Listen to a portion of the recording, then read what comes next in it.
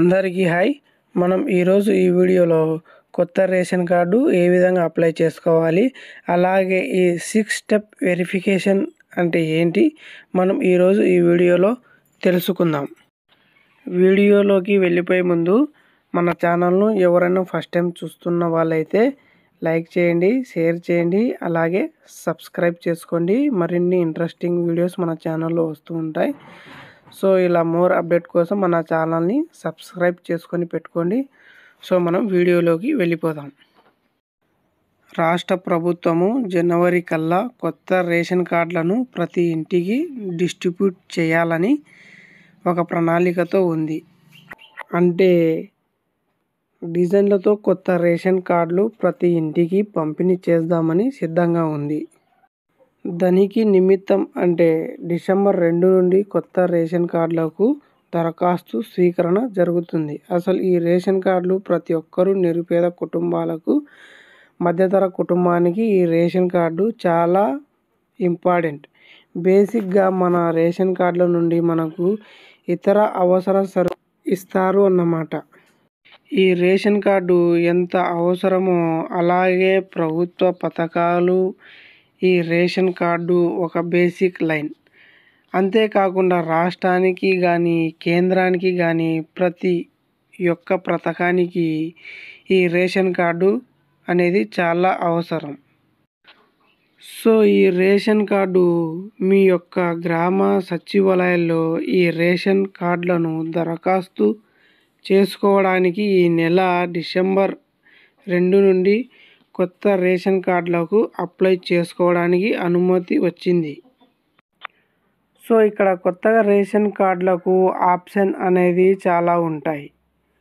అంటే కొత్తగా రేషన్ కార్డులకు పెట్టుకోవడానికి, అంటే కొత్తగా ఫ్యామిలీ క్రియేట్ చేసుకున్న వాళ్ళకి, కొత్తగా పెళ్ళైన వాళ్ళకి, ఫ్యామిలీ ఉన్న వాళ్ళకి సపరేట్గా ఈ రేషన్ కార్డు కోసం అప్లై చేసుకోవచ్చు.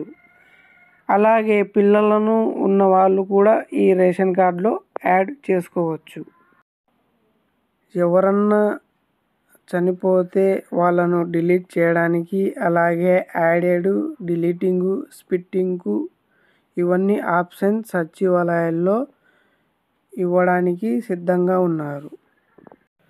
సో ఇక్కడ బిగ్ అప్డేట్ ఏంటంటే, గత ప్రభుత్వము రేషన్ కార్డులను, ప్రభుత్వ పథకాలు కానీ ఈ 6 స్టెప్ వెరిఫికేషన్ అనేది ఉండేది.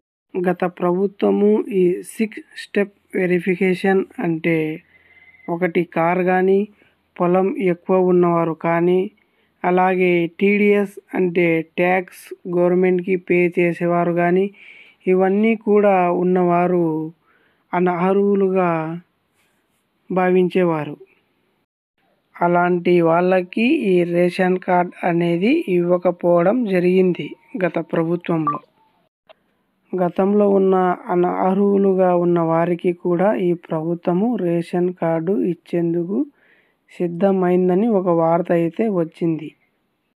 ఈ విధానంగా రేషన్ కార్డులలో ఉన్న అప్డేట్లను గమనించి మీ రిక్వైర్మెంట్ను బట్టి మీ యొక్క గ్రామ సచివాలయాలకు వెళ్ళి రేషన్ కార్డులను అప్లై చేసుకోవాలని, దీని యొక్క మొదటి తేదీ డిసెంబర్ 2 నుండి డిసెంబర్ 28 వరకు, అంటే ఈ నెల 2వ తేదీ నుండి ఈ నెల 28వ తేదీ మధ్యలో మీరు ఖచ్చితంగా రేషన్ కార్డులను అప్లై అనేది ఈ విధంగా చేసుకోవచ్చు. కొత్తగా రేషన్ కార్డులను అప్లై చేసుకోవడానికి మినిమం కావాల్సిన ఇవి డాక్యుమెంట్స్.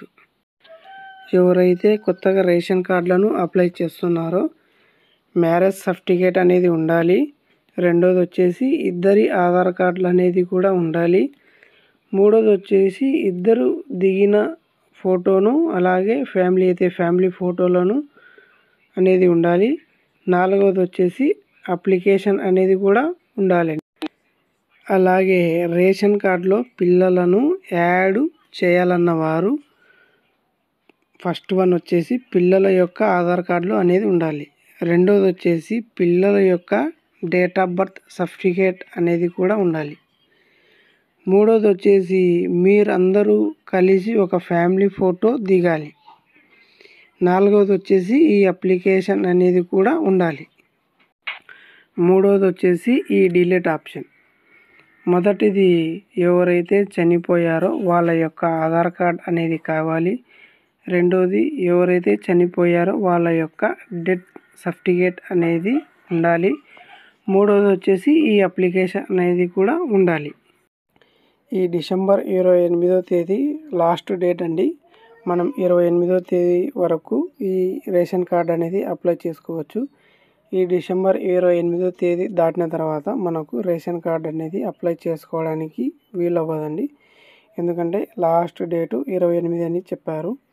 సో ఎవరైతే ఉన్నారో త్వరగా వెళ్ళి రేషన్ కార్డును మీ యొక్క గ్రామ సచివాలయాల్లో అప్లై చేసుకోండి.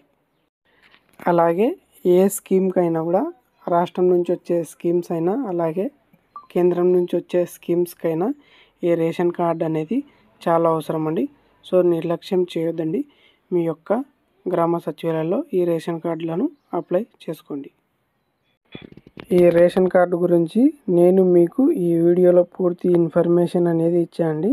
సో ఈ వీడియో మీకు నచ్చినట్లయితే లైక్ చేయండి, షేర్ చేయండి, అలాగే సబ్స్క్రైబ్ చేసుకోండి. మన ఛానల్లో మరిన్ని ఇంట్రెస్టింగ్ వీడియోస్ మీ ముందుకు వస్తుంటాయి. నెక్స్ట్ నేను ఇంట్రెస్టింగ్ వీడియోతో వస్తాను. అంతవరకు టేక్ కేర్. జై హింద్.